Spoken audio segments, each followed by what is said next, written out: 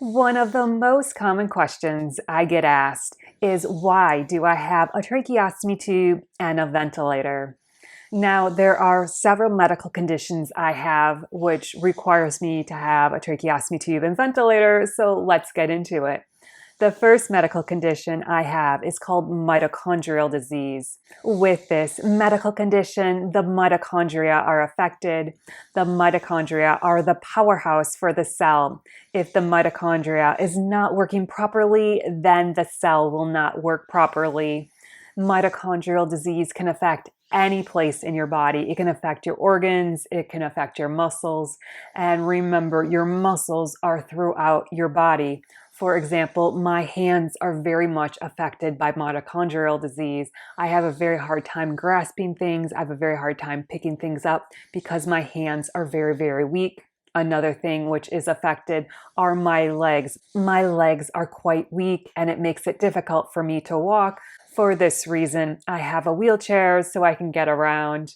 Remembering back to how you breathe, you need muscles to help you breathe.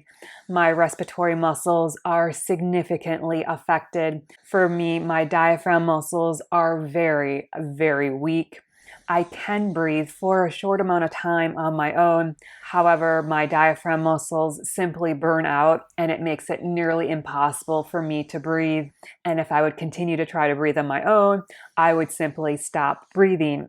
Before my disease got so advanced, I did use a mask on my face and I used a machine called a BiPAP machine. This is non-invasive ventilation. With the BiPAP machine, it would give me a high pressure breath in. This would imitate a person taking a breath in. This would expand my lungs. And then the BiPAP machine would cut off the pressure, would go down to a very low pressure. This would allow my lungs to naturally exhale.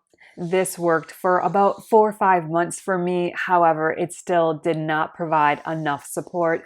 With the BiPAP machine, you still have to use your lung muscles to continue to help you breathe. And if your lung muscles are not strong, if they're weak and they cannot help you do that, you simply will continue to have problems breathing. Your carbon dioxide levels will become very, very high. In essence, you will eventually die from carbon dioxide poisoning. With that said, my only other option was to get a tracheostomy tube.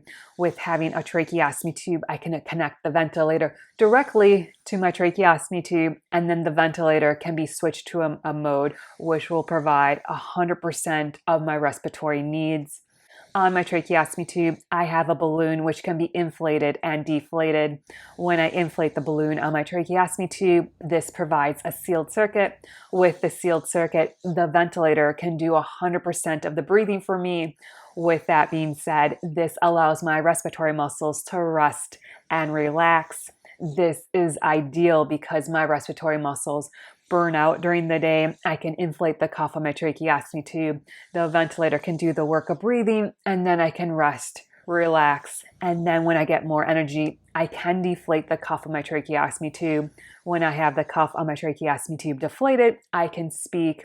I can disconnect from my ventilator. However, this has to be for very short periods of time because my carbon dioxide levels simply build up to very dangerously high levels when I'm not connected to my ventilator, and I need to get back on my ventilator to get my body to be able to exhale all that carbon dioxide and get my carbon dioxide levels back down to normal. So that's the first reason why I need to have a tracheostomy tube and use a ventilator. Another medical condition I also have is called central sleep apnea. With this medical condition, my body forgets to breathe during the night. Now, this differs from obstructive sleep apnea. With obstructive sleep apnea, the airway simply collapses and you can't breathe. You need to expand the airway to continue to get air into your airways.